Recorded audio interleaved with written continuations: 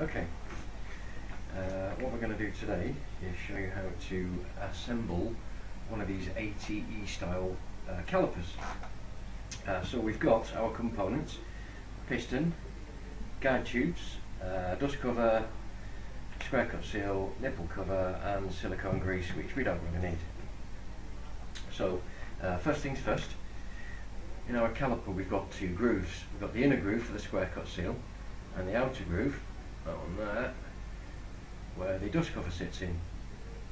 So first of all, we need to put a bit of rubber grease, and it's special rubber grease, it doesn't do anything else but hydraulics. Let's put a bit of this on our square cut seal, just a touch.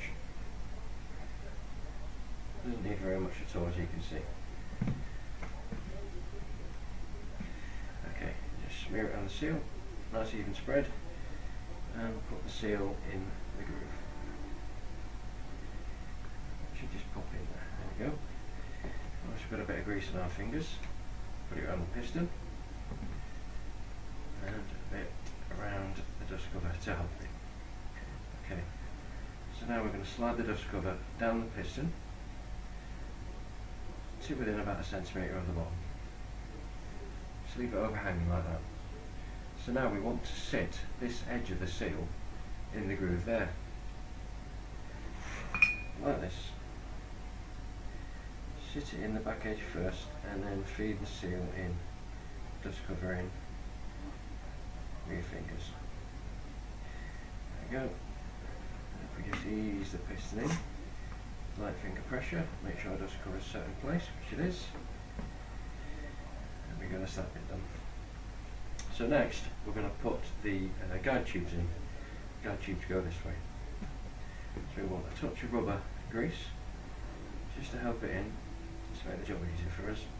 There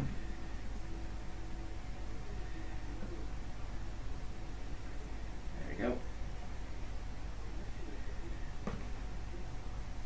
And these are quite sturdy, these, so take a little bit of force to get them in. You twist them to help it go until it pops through on the other side. And that's one.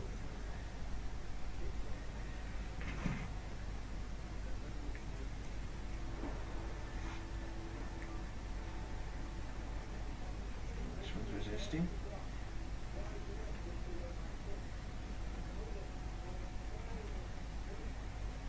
And that's two. Now then, bleed nipple cover and silicone grease that comes with your seal kit is for the guide tubes. You just put a little squirt in there before you put your guide bolts in to remount the caliper.